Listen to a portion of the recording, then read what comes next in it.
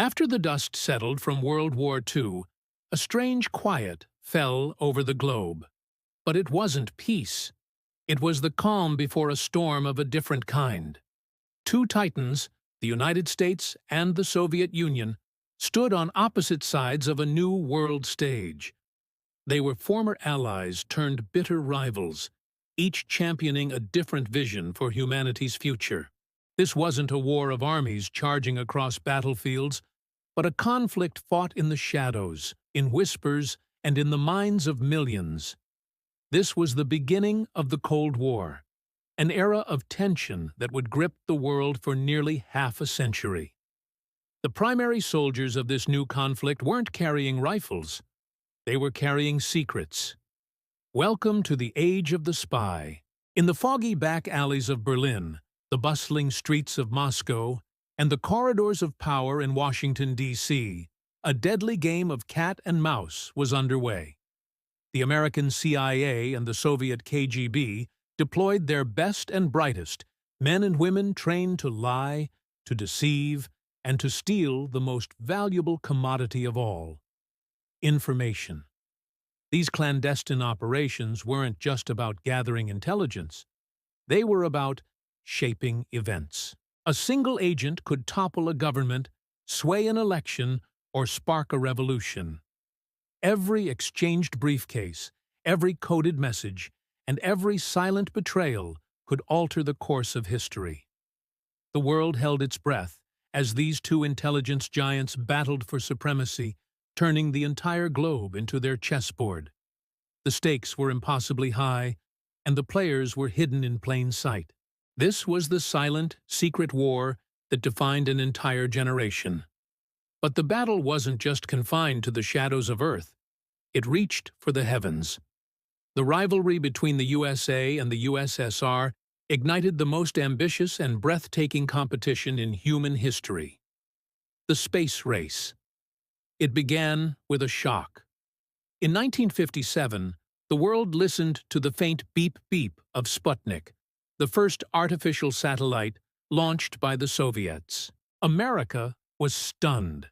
Suddenly, the final frontier became the new front line. Space wasn't just about scientific discovery. It was about national pride, technological dominance, and military advantage. If the Soviets could put a satellite in orbit, what else could they do? Washington responded with a roar, creating NASA and pouring billions into the effort to catch up and pull ahead. Every rocket launch was a national event, a demonstration of power broadcast to the world. The race was on to put the first human in space, the first to walk on the moon. It was a contest of engineering genius and sheer willpower. A war fought not with weapons, but with rockets and dreams, proving which system could achieve the impossible. While the superpowers reached for the stars, a terrifying shadow loomed over the Earth: the threat of nuclear annihilation. Both the United States and the Soviet Union were engaged in a frantic arms race, stockpiling thousands of nuclear weapons, each one thousands of times more powerful than the bomb that had devastated Hiroshima.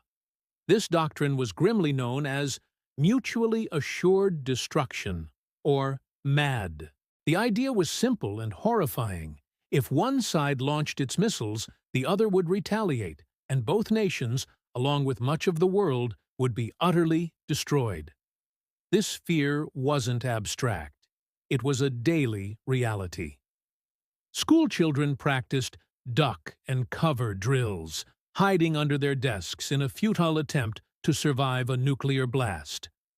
Families built fallout shelters in their backyards.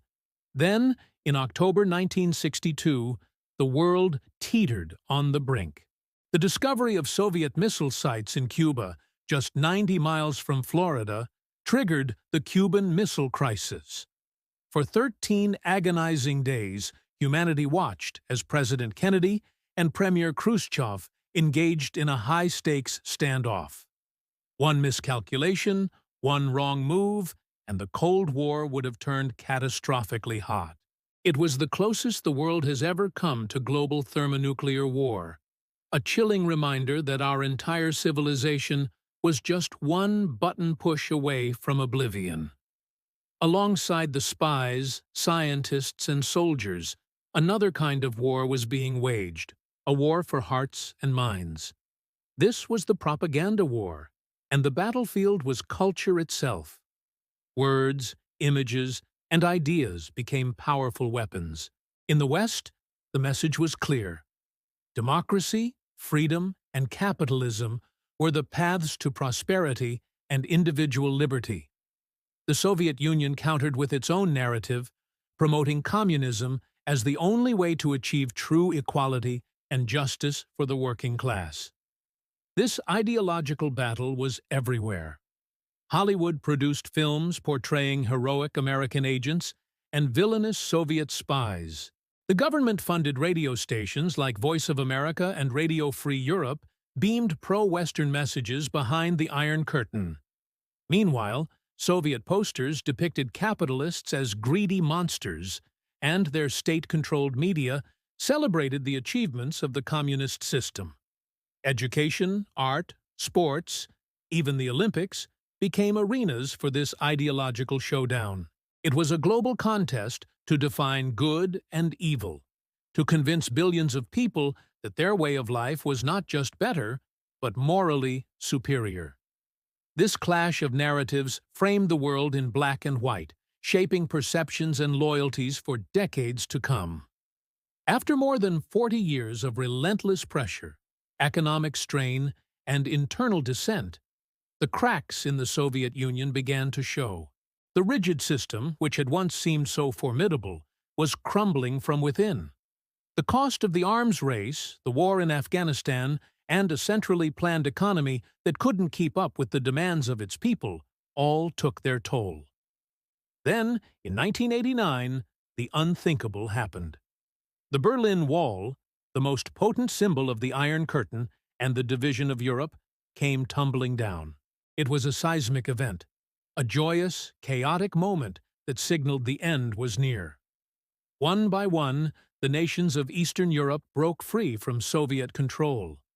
Finally, in December 1991, the red hammer and sickle flag was lowered over the Kremlin for the last time. The Soviet Union was officially dissolved. The Cold War, the long twilight struggle that had defined the second half of the 20th century, was over, but its legacy endures.